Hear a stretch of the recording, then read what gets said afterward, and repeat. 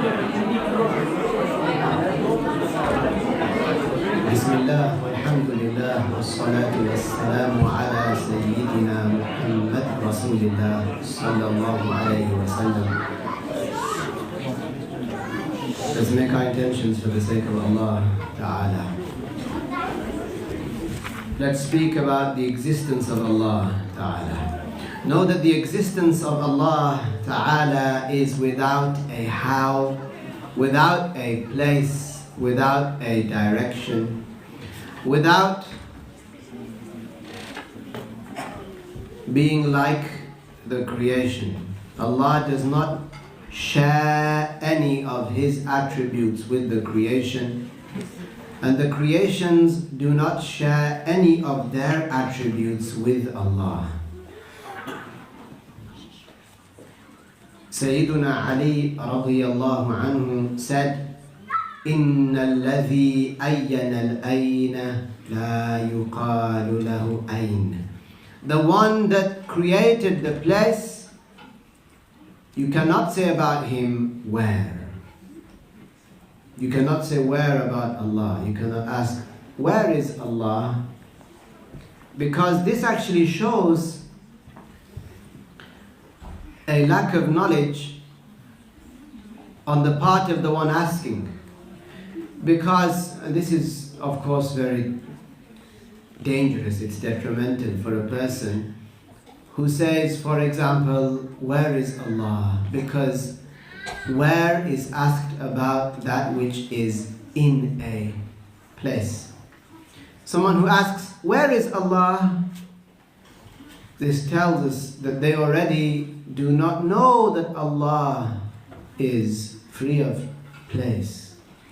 It means that they believe that Allah is in a location, is somewhere, is in a place, and they're asking about which place that is.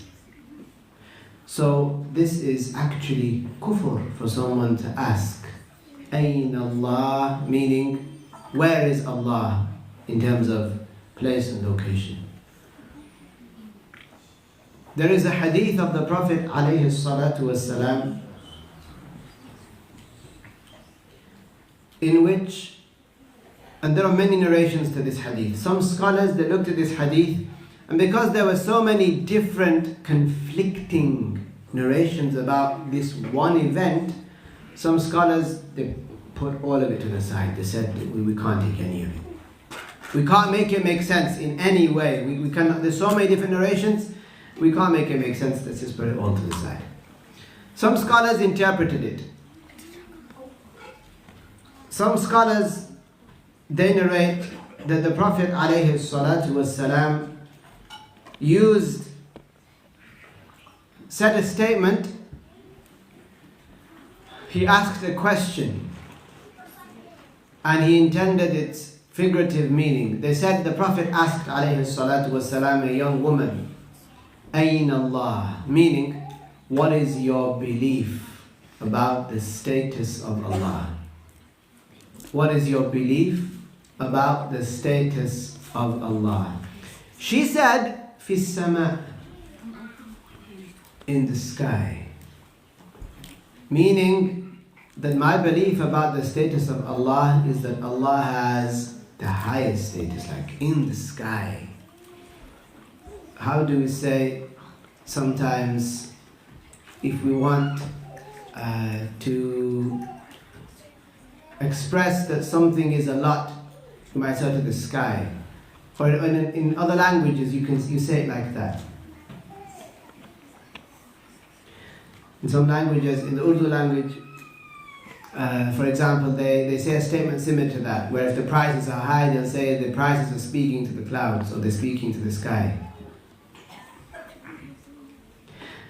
So here the Prophet ﷺ asked her, as Al-Hafiz An-Nawawi said, he said the Prophet asked her, what's your belief about the status of Allah? And she said, oh, the sky, meaning like the highest status Allah has. And it doesn't mean that the Prophet asked her, where is Allah? And then she replied, Allah is in the sky. And then the Prophet said, she is a believer. No. This hadith, it has been very problematic because those people that we mentioned earlier, the so-called Salafiyah, the Wahhabiyah, they have latched on to this hadith and they've taken its literal meaning and they say, you see, the Prophet asked her, where is Allah? And she replied, in the sky. And so the Prophet judged her as a believer. When in actual fact, this is not the meaning of the hadith. But this, you've got to be aware of this because this is one of the first things that they will bring. One of the first things where they say, didn't the Prophet ask that slave, that woman, where is Allah? And she said, in the sky. And the Prophet judged her to be a believer. Who are you to say that whoever says Allah is in the sky is a kafir? Who knows more? You or the Prophet? This is the type of narrative that goes on. So they play on a person's ignorance. They play on a person's ignorance. Like I said, some scholars, they said that this narration we do not accept because of what it entails, literally. But there is another narration of the same event where the Prophet asked her, do you believe? Atashhadina an la ilaha illallah. This is the narration of Al-Imam Malik. Do you believe? He asked her, do you believe that no one deserves to be worshipped except Allah? She said, yes. Then he asked her, Atashhadina anni Rasulullah. Do you bear witness that I am the messenger of Allah? She said, yes. To which the Prophet said, she is a believing woman. She is a Muslimah. Hiya mu'minah. So Sayyiduna Ali radiyallahu anhu said, the one that created the where, the one that created the whereabouts and created place and location, we cannot say where about him. وَإِنَّ الَّذِي كَيَّفَ الْكَيْفِ لَا يُقَالُ لَهُ كَيْفِ. And the one that created howness, the one that created creation, the one that created modality, the one that created a manner of being, like I said, tall, short, big, small, narrow, wide, all of this. The one that created this, you cannot say how about him. You cannot say how about Allah. Like I could ask you, let's go back to the apple. How was the apple? You say it was red. But how was the apple? It was tasty. How was it? It was long. How was it? It was juicy. How was it? It was sour. Okay? These are attributes of the creation. One cannot assume that Allah is like the creation and then ask, in what way is He like the creation? Tabaraka wa ta'ala. And like this, the scholars through the centuries, they have spoken about the existence of Allah. We say that we exist and we say Allah exists, but our existence is not like the existence of Allah. For indeed, the existence of Allah is without time and place. The existence of Allah is without beginning. Everything that is other than Allah had a beginning to its existence, because Allah created it. As for Allah, Allah does not have a beginning. Allah revealed in the Quran, أَفِي اللَّهِ شَكٍّ. Is there any doubt in the existence of Allah? This is how it was revealed in the Quran, in the form of a question. أَفِي اللَّهِ شَكٍّ. Is there any doubt in the existence of Allah? It was asked like that because it's so obvious. It is because it is so obvious. Everything that exists, think about this. Everything that exists, whether it's this bottle here or this table, anything that exists that is other than Allah, because it has specific attributes, certain colors, certain textures, certain patterns, whatever it is, intensity of light, some are dim, some are very bright. All of this requires a specifier.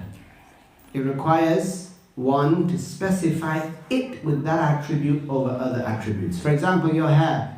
Your hair is black. Why is it black? Why is it not lighter than that? For example, why is your the complexion of your skin, why is it this particular complexion? Why not slightly lighter or darker? Because Allah eternally chose that for you, specified that for you. So everything that you see around you, it is a sign of the existence of Allah. Everything that you can see around you. So because it's so obvious, everything it points. I mean, this bottle here, as though it points towards the existence of a creator. Because it has a shape and a size. It did not specify itself with the shape and the size. Likewise, your nose, for example, it points towards the existence of a creator.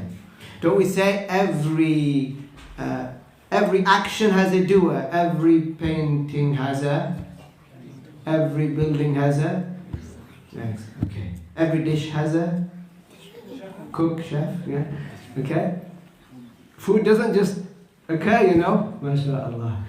Okay, like that, the same intellectual proof. Everything that exists, it must have had a creator. So, because it's so obvious, because everything, every particle, every atom, every water molecule, that has a shape and a size and so on, it all, as though it's saying, I have a creator.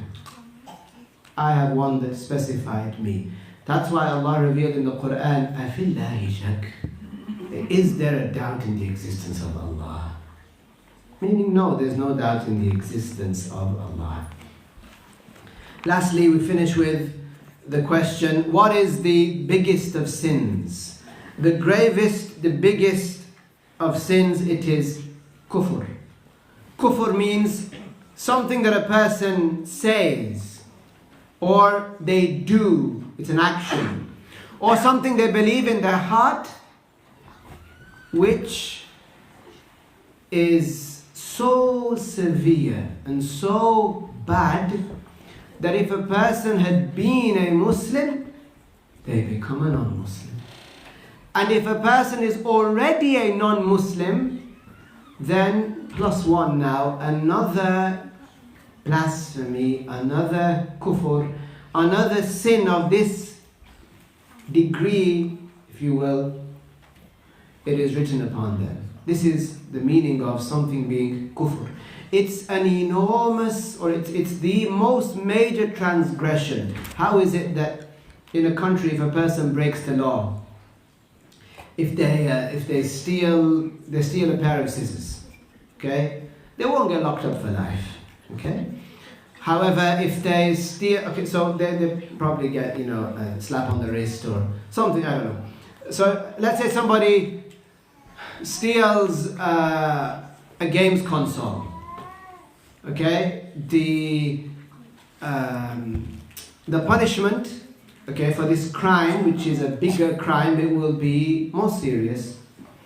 If somebody was to rob a bank, Fort Knox, they robbed a bank, okay, they stole millions of pounds worth of gold, let's say, and so on. You see, the crime is bigger, so the punishment is more severe. Like that with sins, you have small sins. These are crimes Islamically.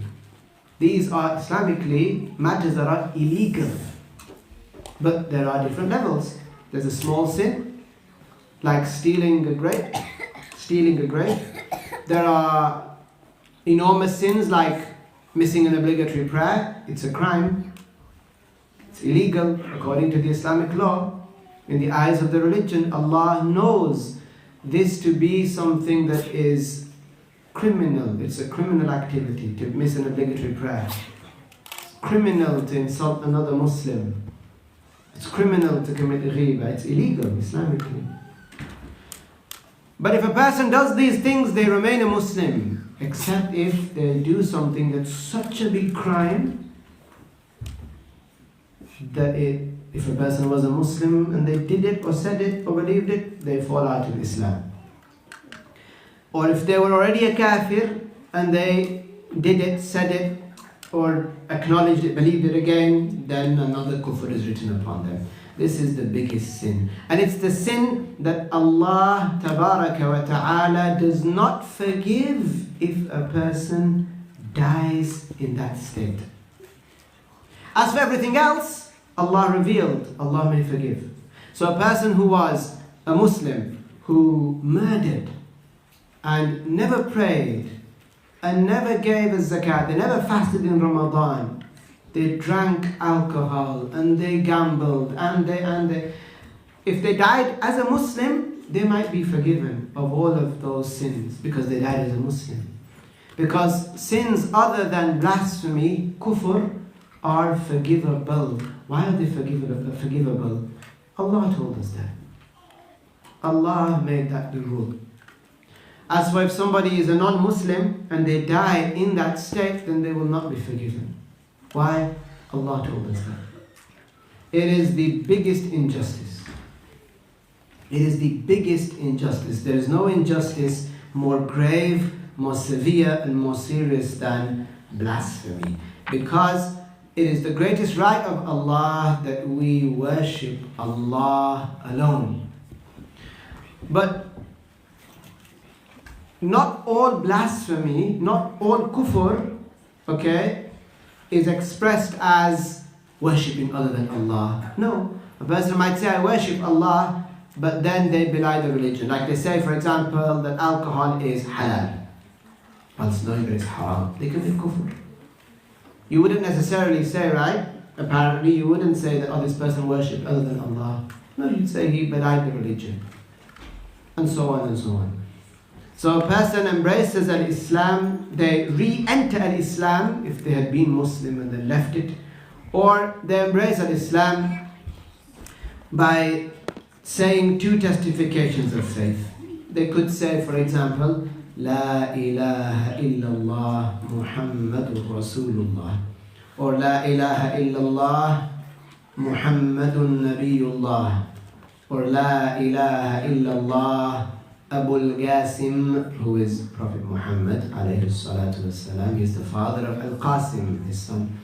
La ilaha illallah Abul Qasim Rasulullah. There are many different ways in which a person can embrace Islam, meaning there are many different ways to utter these meanings of negating godhood for other than Allah and affirming it to Allah, and professing that Muhammad alayhi salatu wassalam is the messenger of Allah, and that person becomes a Muslim.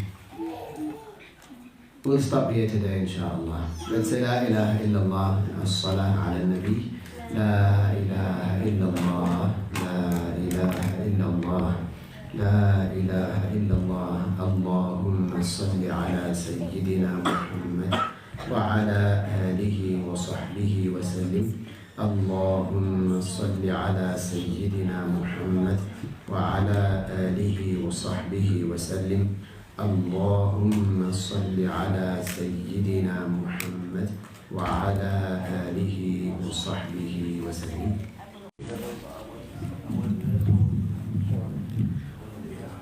بسم الله الرحمن الرحيم. الحمد لله رب العالمين، والصلاة والسلام على سيدنا محمد وعلى آله وصحبه الطيبين الطاهرين. We ask Allah Tabaraka wa Ta'ala to grant us all the sincere intentions.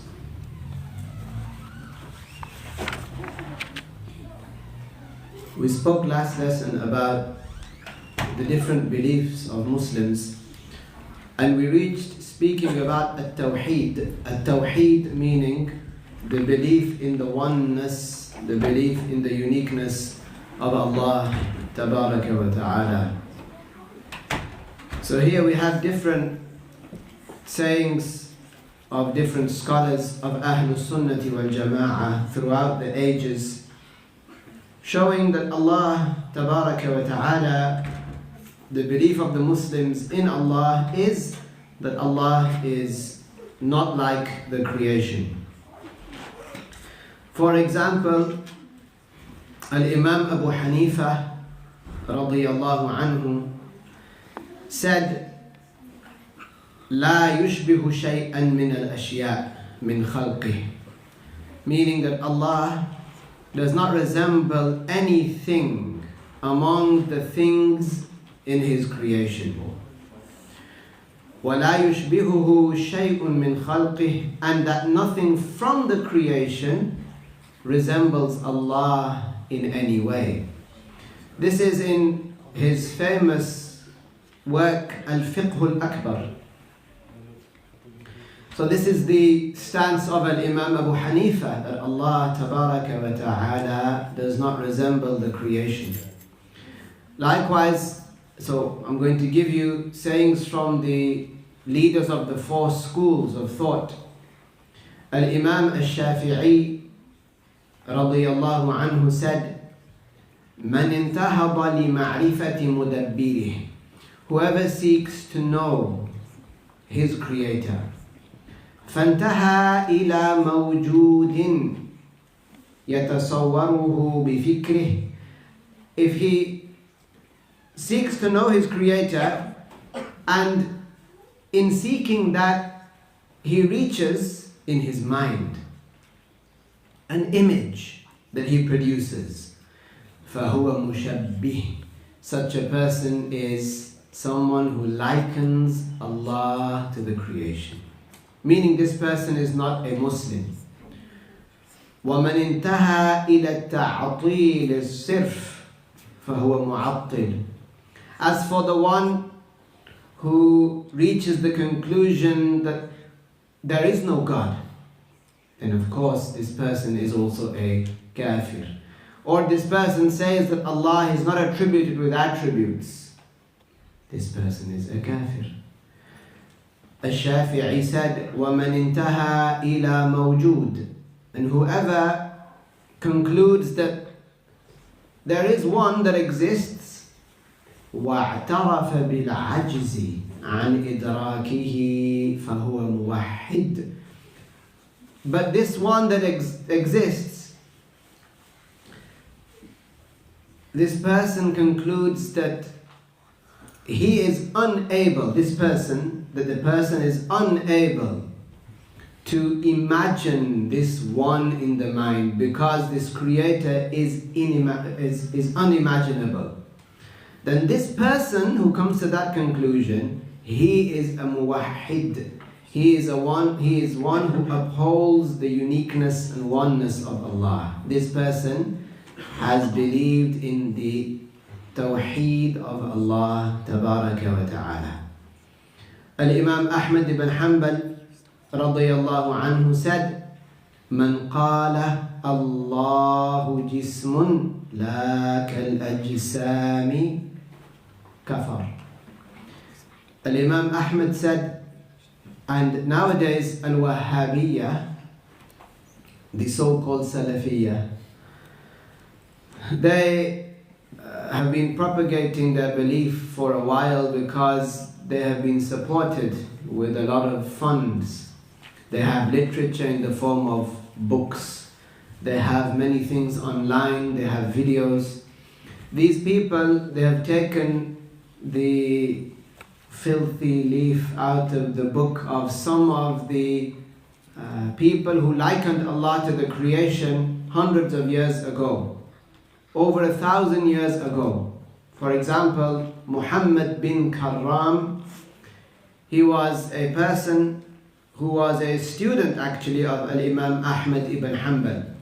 But he looked at the ayahs of the Quran and the hadiths in which Allah was mentioned, and he began to put a literal slant on them. He interpreted them literally.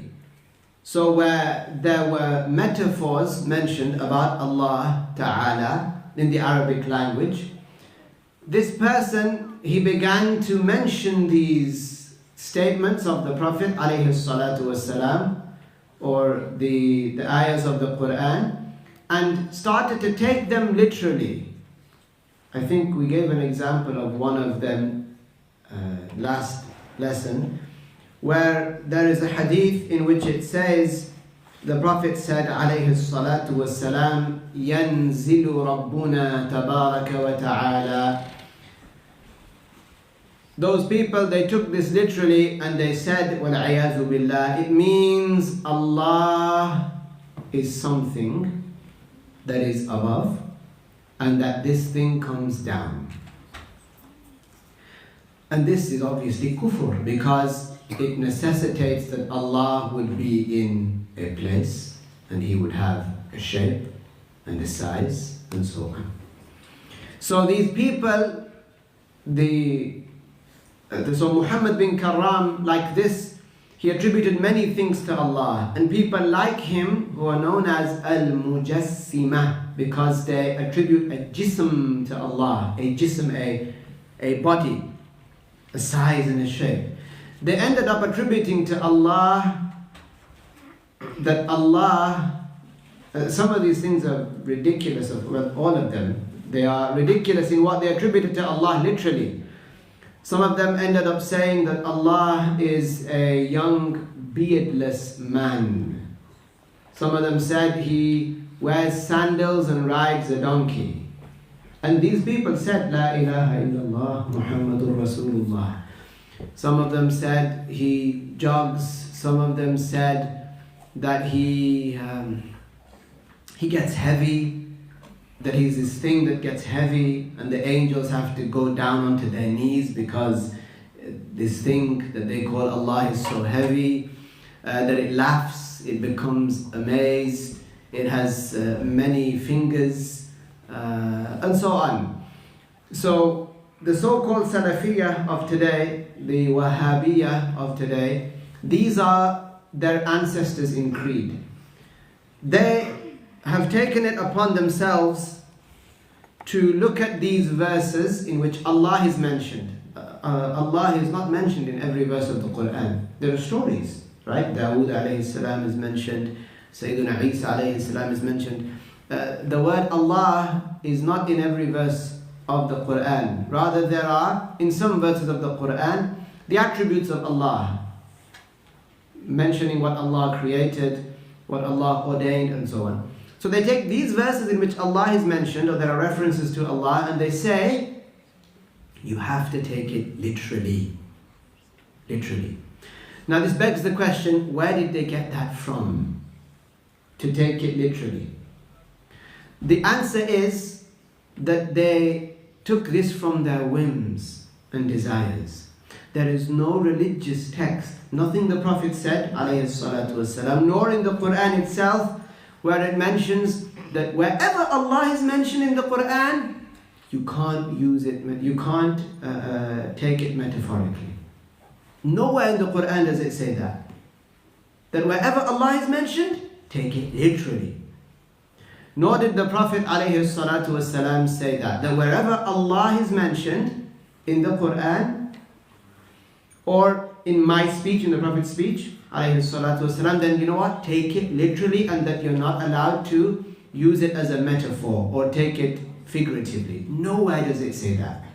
So this idea of you have to take it literally, otherwise you're a kafir, that the Wahhabiyya will say, this idea that they brought about, or they followed from people before him, this idea that was the idea of Ibn Taymiyyah and Al-Dhahabi and Ibn Kathir, and so many of those whom the Wahhabiyya go back to, they plucked this rule that they base their religion upon out of the air, out of their whims.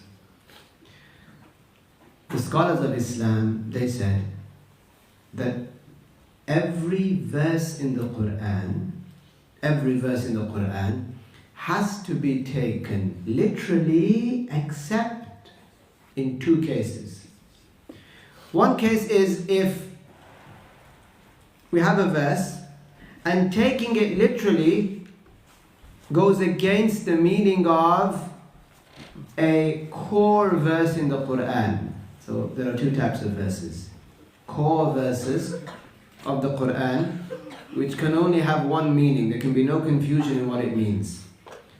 You cannot, if you have a verse, that if you take it literally, it goes against its literal meaning, its literal interpretation, goes against the core meaning of a core verse. Okay? Here we say, well, this verse now we cannot take it literally for that reason. So we have to interpret it. For example, Allah revealed in the Quran about the ark of Nuh alayhi salam, تجري بأعيننا. تجري بأعيننا. That the ark of Nuh alayhi salam, when everybody was aboard, that it was running across the water بأعيننا. Now if this was taken literally, those people would say that it means that the ark was running across the water by the supposed plural, by the eyes of Allah. وَالْعِيَاذُ بِاللَّهِ. But because this verse that can have many meanings, okay, this verse which potentially could have many meanings, because it goes against a core verse like قُلْ هُوَ اللَّهُ أَحَدٌ. That means Allah is unique. Meaning Allah is not attributed with eyes or things that have shapes and sizes. Or the verse لَيْسَ كَمِثْلِهِ شَيْءٍ. Allah is nothing like the creation. Because that verse about the ark and the supposed eyes goes against this verse in the Quran. We cannot take it literally. We said in the beginning, Ahlul Sunnati wal Jama'ah, the Ash'aris and the Maturidis, they said you've got to take every verse in the Quran literally, except if its meaning, its literal meaning goes against the meaning of a core verse. So here we interpret it. The scholars said it means the protection of Allah. It doesn't mean the supposed eyes of Allah. They said it means the protection of Allah. That it was, the ship was running across the water under Allah's protection. Okay, problem solved. Like this. This is what the scholars said. This is an example. Okay, so nowadays, so Ahl Sunnah said that you have to take all the verses in the Quran literally, except if it goes against a core verse or if it goes against the intellect. If there is a verse in the Quran, any verse in the Quran, which apparent meaning, which literal meaning is contradictory to the intellect, then it has to be interpreted. Okay? For this reason, the scholars of Ahlul Sunnati wal Jama'ah, they interpreted many hadiths to give a non-literal meaning. For example, this hadith, يَنْزِلُ رَبُّنَا, if taken literally, it would mean Allah is something above and that it descends. They said this goes against the intellect. This hadith, we can't take it literally, because movement is not among the attributes of Allah. Movement Allah created. So it goes against the intellect to call something that moves, to call it God, and then for it to deserve worship. They said this is against the intellect, so we must interpret it, give it a non-literal interpretation. As for those people among whom are the so-called Salafiyya, and today they might call themselves Al-Athariyya. Al-Athariyya, meaning that they stick to the text, they stick to what was narrated. So they'll say to you, you have to take it literally, and then they'll end up attributing so many things to Allah. They'll say Allah has two right hands, Allah's hands are extended, they'll say Allah has a face, they'll say Allah has, and so on and so on. But then they will say, well, but it's not like the creation. And this is contradictory, you see that, right? How if somebody says, you have to say it's a literal hand, but to say it's not like the creation. This does not make sense. So, the scholars, they looked at these people from so many different angles, and their statements from so many different angles. They said that these people, like Ibn Taymiyyah, like Ibn Kathir, like Al-Dhahabi, like Ibn Al-Qayyim Al-Jawziyyah, these people who believed about Allah that He is above as is the belief of the Wahhabiyya today. They say He is above. They said, well, if you say Allah is above and He's in a place, then let's look at other things that are in places. We are in places. Look at two things. Look at yourself compared to something else. How far is it from you? It's a certain distance. Because it's in a place, doesn't it have a shape? Yes. Doesn't it have a size? Yes. Doesn't it have to have a shape and a size? Yes. So if you say that Allah is above in a place at a distance from you, you must necessarily believe that Allah has a size and that Allah has a shape. So if someone does this and says Allah is up there, even if they say, I never said He had a shape, I've never said He has a size, then we can pin that on them, that this necessitates that. So the scholars said, whoever says Allah is physically in the sky, they call this person a mujassim, because this person will have attributed a jism, a volume, shape and a size, to Allah. Those people that said Allah is in the sky, they said He's in the sky or on the arsh, something sat there or whatever they say, they call this person a jihawi. A jihawi is someone who believes Allah is in a jiha, in a direction. Why? Why did they say that? Why did they accuse this person of kufr also? Because, like we said, being in a direction, being this way or that way and so on, it necessitates that you are in, that thing is in a place and that it has a shape and a size, no matter how big or small it is. So, to attribute to Allah that He is in a particular direction, or that He is in a particular place, then this necessitates certain things that one cannot escape. So the Muslims, the scholars, since 1,000 and more years ago, they caught out these devious people who made this up from their whims, that you have to take the ayahs in which Allah is mentioned and the hadiths in which Allah is mentioned. You have to take them, they said, literally. At the same time, that's one tier. At the same time, they couldn't escape verses in the Quran that said Allah is not like the creation. So what did they do? They said you've got to take it literally, and at the same time you've got to say that He's not like the creation. And this becomes a contradiction. This becomes a contradiction. So you take that example of a person who believes that Allah is in the sky because of something they misunderstood in the Quran. Take that example. They will say Allah is in the sky. You will say, well, that must mean that you believe that He's a shape and a size. It must be. There are no two ways about it. But they might say, but it's not like the creation. We've attributed something of the creation to Him. And the scholars then here, this is important. The scholars, they call this person a mushabbih, a likener of Allah to the creation. A mujassim, someone who seeks to, let's say, if this is even a word, volumize our Lord, to attribute a volume to Allah, a shape and a size. They said that this person, you must believe that this person is a kafir. Such that the scholars gave a detail. They said, if you don't believe this person is a kafir, and you just believe they're wrong, you just believe that they are mistaken, or that they are misguided, but not a kafir, they said, then the charge of kufr falls back on you. Why? Think about it. We know Allah exists as Allah has always existed without a place.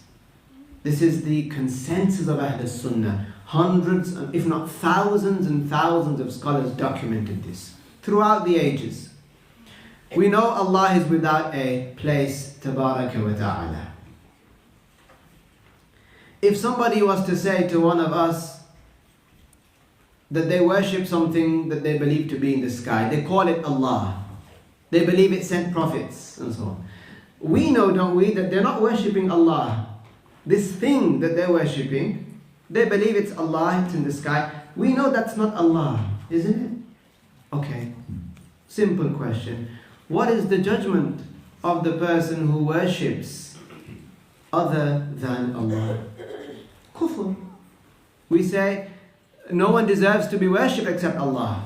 If a Hindu worships a cow, do we hesitate in saying that person is a kafir? No. Somebody says, I worship Jesus. Do we hesitate in saying that person is a kafir? No. Someone says, I worship the cross.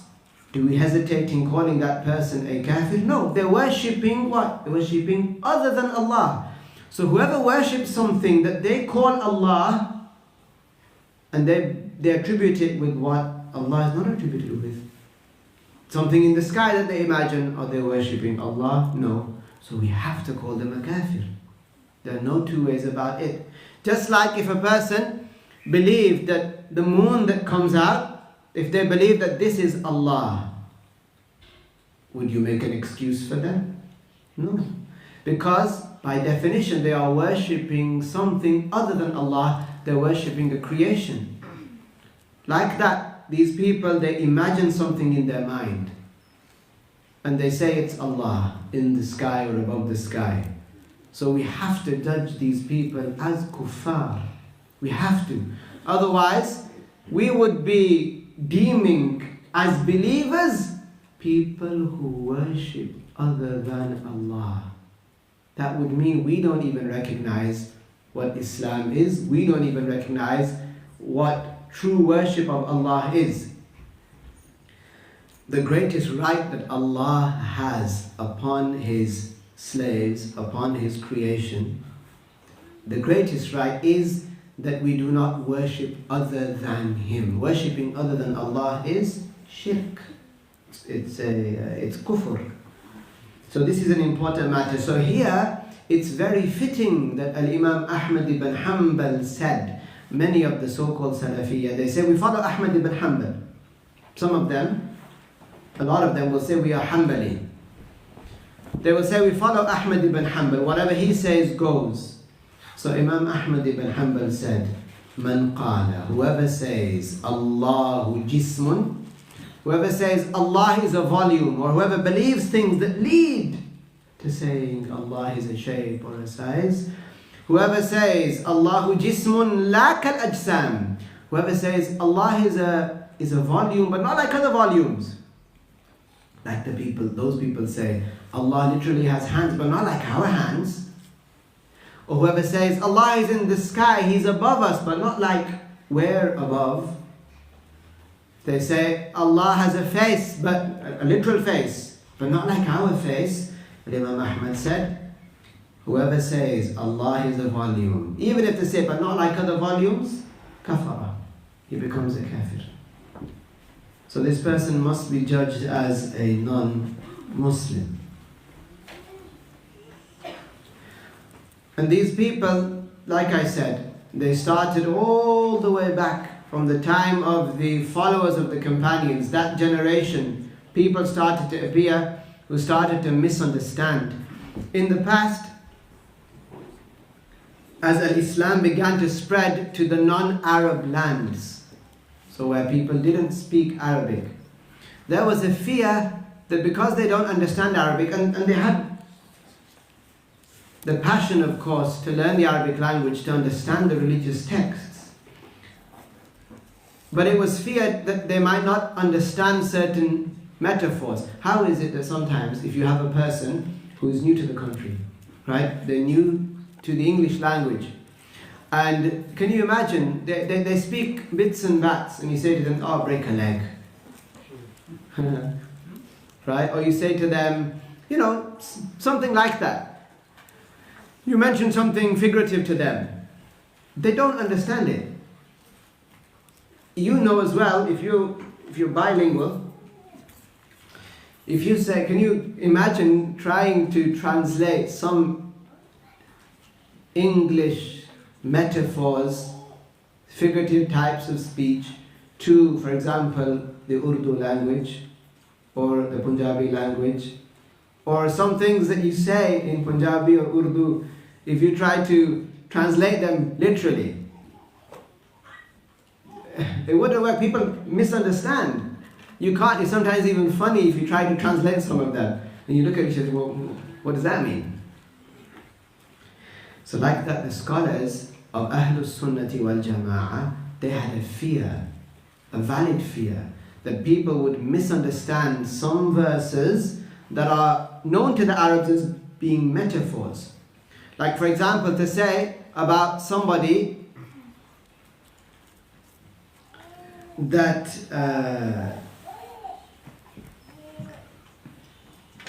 yaduhu mabsuta, okay, that his hand is outstretched.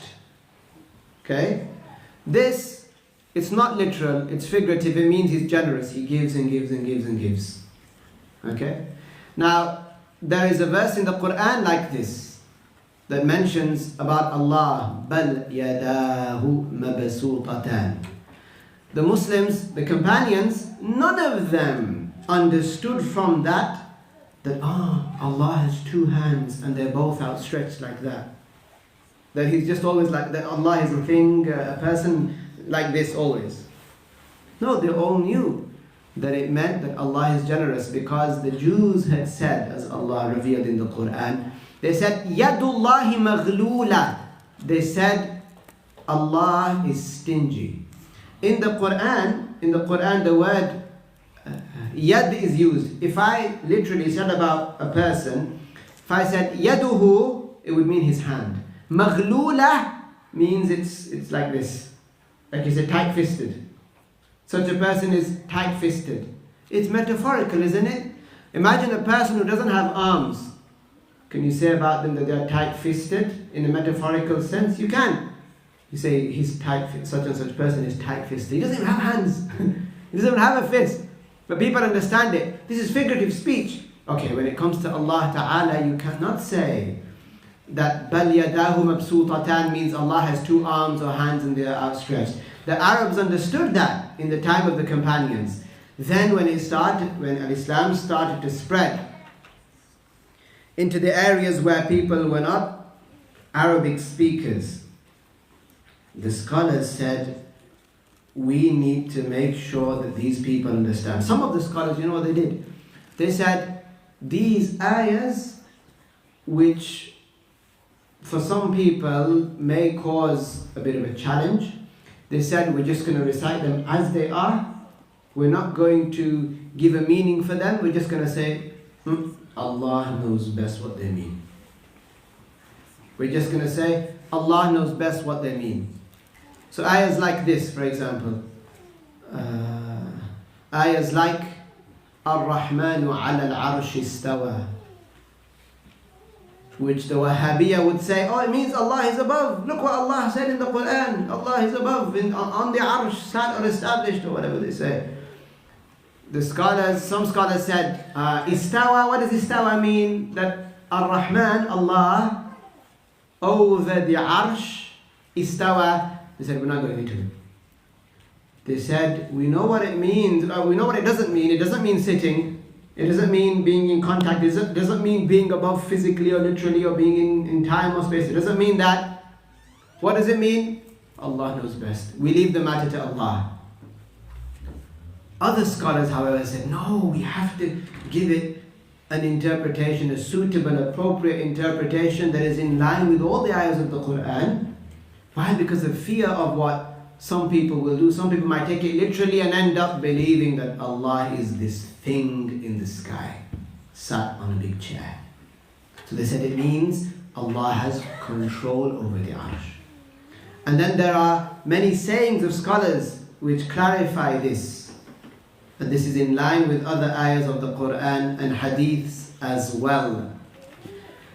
So that's a very, very important matter. Nowadays you find some of these people calling themselves Athariya. They'll say, I'm Athari.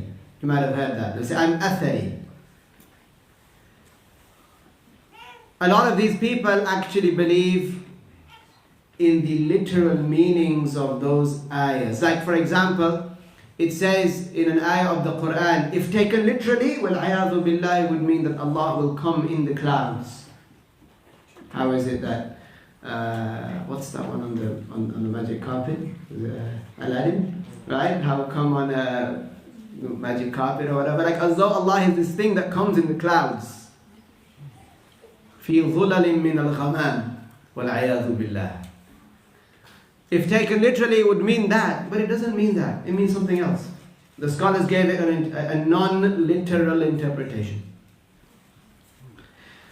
To go a little further, nowadays these people, the so-called Athariyah, now in the past actually, there were scholars, like I just described to you, that said, look, we're not going to go into it. Okay, Allah knows best what it means, but it doesn't mean like the creation, it doesn't mean that. These people you could call Athariyah, but they are very rare nowadays. But most of them, a lot of them, they would have the belief of the Wahhabiyah. They actually believe Allah is like the creation, but they say, no, but we just don't know how. You have to say it's not. You have to say it's literal and physical, but it's not like the creation.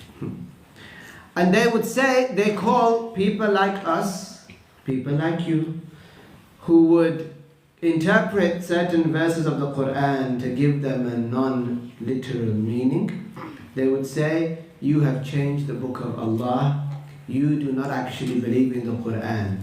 As though they say to you, oh, the book of Allah wasn't good enough for you that you had to change it. No one's changing it. We're just giving it the appropriate meaning. We could say, look, let's just leave it as it is. Right? Recite it as it is and not go into it and say Allah is not like the creation. Yes, but we want to defend our family members, we want to protect, our family members, our children, our friends, our communities, so that they don't end up going into the red and believing that these are literal, that Allah is in the sky and that is a thing that comes down into the clouds and has fingers and eyes. And to escape all of that, we said, let's give it an appropriate meaning. And it's not lay people that said, let's interpret it. Let's just be on the safe side. Scholars. Top-ranking scholars, companions, they interpreted, they gave non-literal interpretations of ayahs of the Quran, like Ibn Abbas, radiyallahu anhuma. Scholars like Sufyan al-Thawri, al-Bukhari, and many others. So it's very, very important that we understand this matter. Very important. So we spoke about Al-Imam al-Shafi'i, what he said about knowing the Creator, what Imam Ahmad said about knowing the Creator. And like that, many of the scholars, they commented.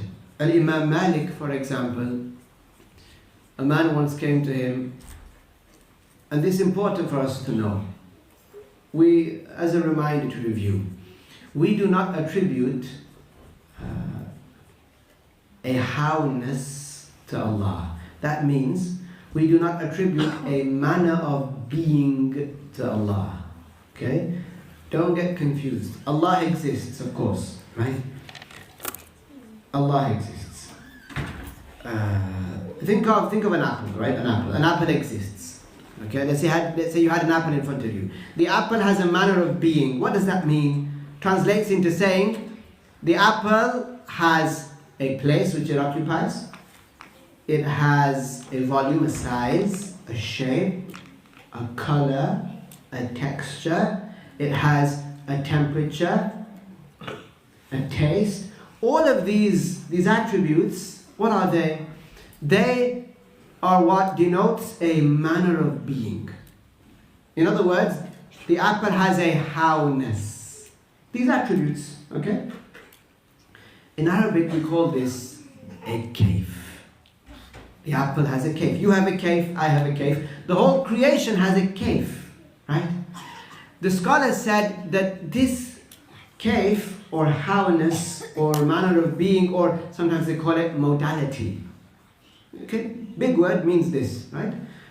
These things, a manner of being, modality, what was the other word? A manner of being, modality, and howness. Thank you for your help. So having a how, having a manner of being, the attributes of the creation, or having modality. The scholars said we negate this from Allah, meaning they said Allah doesn't have a how. Allah doesn't have a manner of being, because manner of being, it's synonymous with being created, creation. So they said Allah doesn't have a manner of being. Now what those people, those that liken Allah to the creation, what they did was, they said no. They said Allah has a how, has a manner of being, meaning He's like the creation. but we just don't know how it is. They say He has a how, but we don't know about it. So that's likening Allah to the creation and saying, but we don't know in which way Allah is like the creation. That's kufr. So a man came to Imam Malik radiyallahu anhu and he asked Imam Malik, he said, Ya Malik, he said, Ya Aba Abdillah, Allah revealed about Himself in the Quran that Ar-Rahmanu ala al-Arsh istawa, which means Allah has full control over the Arsh. Istawa, one of its meanings, one of its 15 meanings is to sit. Of course, it doesn't mean that here. So this person, it seemed he was leaning towards that. Look what he said. He asked a kufr question.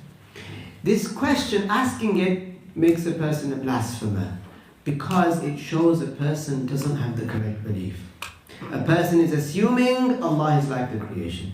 And Imam Malik, this person came to him and said, Oh Malik, Allah revealed about Himself that then he mentioned the Arabic word istawa. He said, how did He istawa? Meaning, what form was His istiwa in? Meaning, describe to me in creation terms, long, short, big, small, wide, narrow, yellow, green, heavy, light, hot, cold, this big, that. Describe to me how, meaning he is comparing it to the creation. He thinks Allah is like the creation. So he's asking, give me attributes of the creation with which I can describe this attribute of Allah. He believes Allah is like the creation. He said, كيف استوى? Tell me, how is Allah? How is this istiwa? وَالْعِيَاذُ بِاللَّهِ. So Imam Malik, he lowered his head and he started to sweat. Because he knows that this is kufr.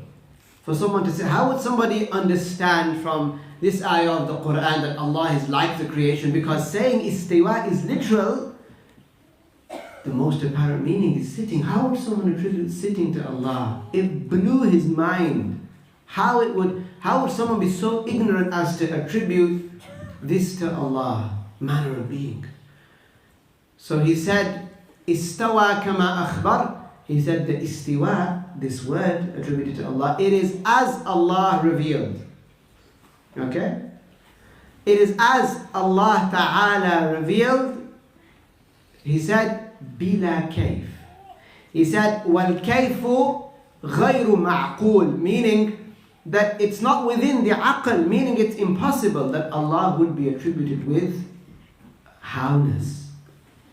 And then he said, al-istiwa'u ma'loom wal-kayfu ghayru ma'qul, meaning it's impossible Allah would be like the creation.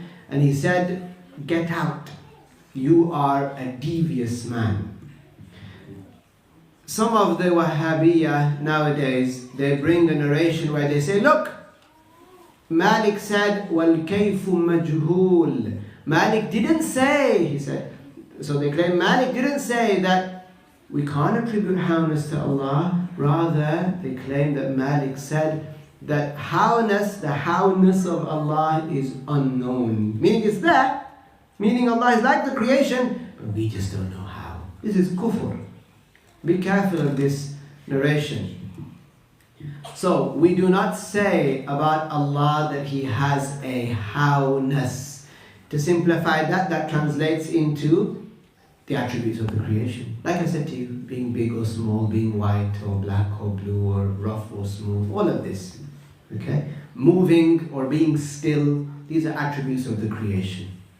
So we say Allah mawjood, Allah exists bila kayf, without a kayf, without a how. Okay. Next, insha'Allah ta'ala, after the 10-minute break, which will be now, insha'Allah, we will speak about the existence of Allah Tabaraka wa Ta'ala. So let's stop here for now. Let's say once, La ilaha illallah, as-salah ala nabi.